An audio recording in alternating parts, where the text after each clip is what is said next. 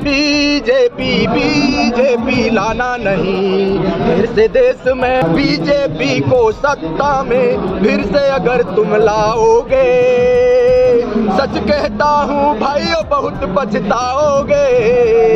शर्म आनी चाहिए ऐसी सरकारों को जो देश की जनता को न्याय ना दिला सके, रोजगार ना दिला सके, शिक्षा ना दिला सके और देश को बेचा जाए। और अगर कोई न्याय के लिए आवाज उठाए तो उसके ऊपर आरोप लगा कर उनको बंद करने का काम किया जाए। कहाँ गया योगी जी का बुलडोजर, कहाँ गया मोदी जी का वो बेटी बचाओ बेटी पढ़ाओ का नारा। शर्म आनी चाहिए। आज सारा देश देख रहा है, पूरी दुनिया में देश का क्या संदेश जा रहा है कि यहाँ पर जो सरकार ने देश की जनता को न्याय नहीं दिला सकती, बहन बेटियों को न्याय नहीं दिला सकती, उन्हें डूब के मर जाना चाहिए। उन्हें सत्ता में बने रहने का कोई अधिकार नहीं। बीजेपी जैसी भ्रष्ट पार्टी को अगर आप दोबारा से सत्ता में लाए तो आप बर्बाद होने से आपको कोई नहीं रोक सकता है। भारतीय जनता पार्टी 2024 में सत्ता में आने वाली नहीं। देश में सर्वोपनिक बनने की कोशिश की जा रही है, जिसमें हमारे इसमें इससे ऊपर भी जैसे राष्ट्रपति का पद सबसे सम्मान्य हमारे देश में माना गया है, क्योंकि उसके बाद उपराष्ट्रपति आते हैं, इनके द्वारा करा लिया जाता।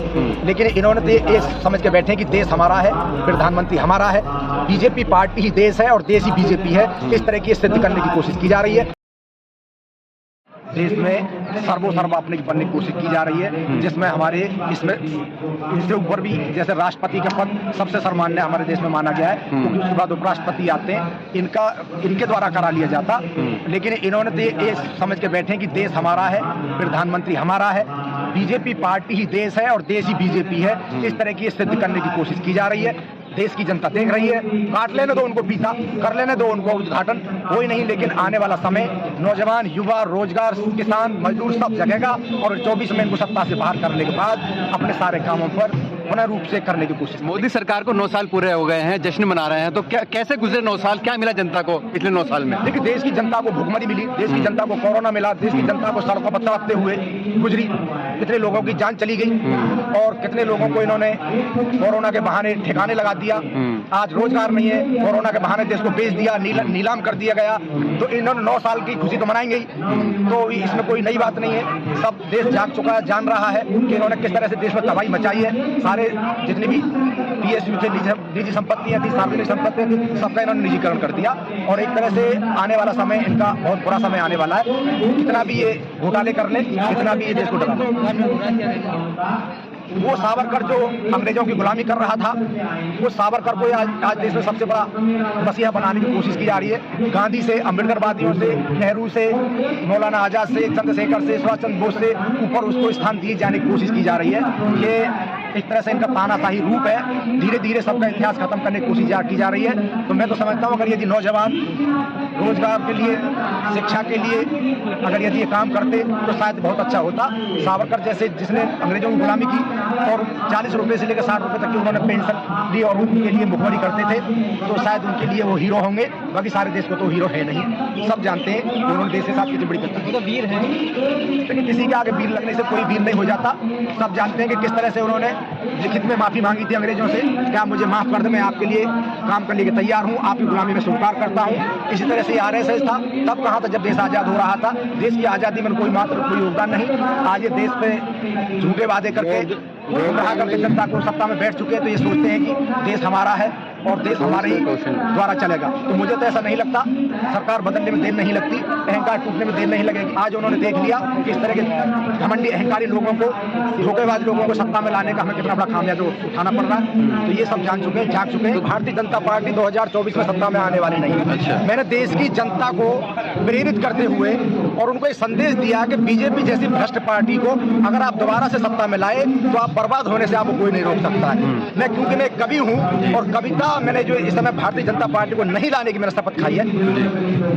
बीजेपी बीजेपी लाना नहीं तुम फिर से देश में, फिर से देश में। बीजेपी बीजेपी लाना नहीं फिर से देश में, फिर से देश में। बीजेपी को सत्ता में फिर से अगर तुम लाओगे, सच कहता हूँ भाइयों बहुत पछताओगे।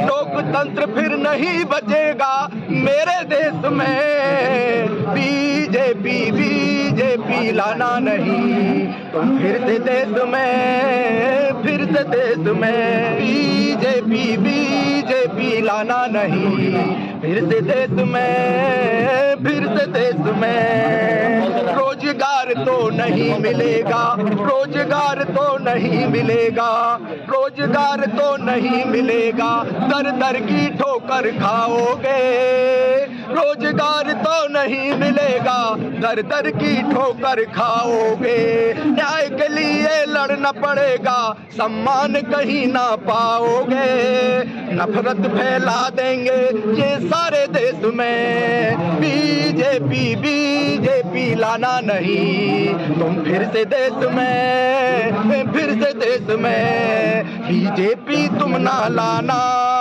मेरे देश में, बीजेपी बीजेपी लाना नहीं, तुम फिर से देश में, फिर से देश में, कितने ऐसे बदनसीब जो अपनी बात नहीं कह पाते हैं, कितने ऐसे बदनसीब जो अपनी बात नहीं कह पाते हैं, दिल पर पत्थर रख कर के हर अपमान वो सह जाते हैं, 24 में मिलकर इन्हें हटा दो, तुमको देता संदेश में, बीजेपी बीजेपी लाना नहीं, तुम फिर से देश में, फिर से देश में, बीजेपी तुम ना लाना फिर से देश में।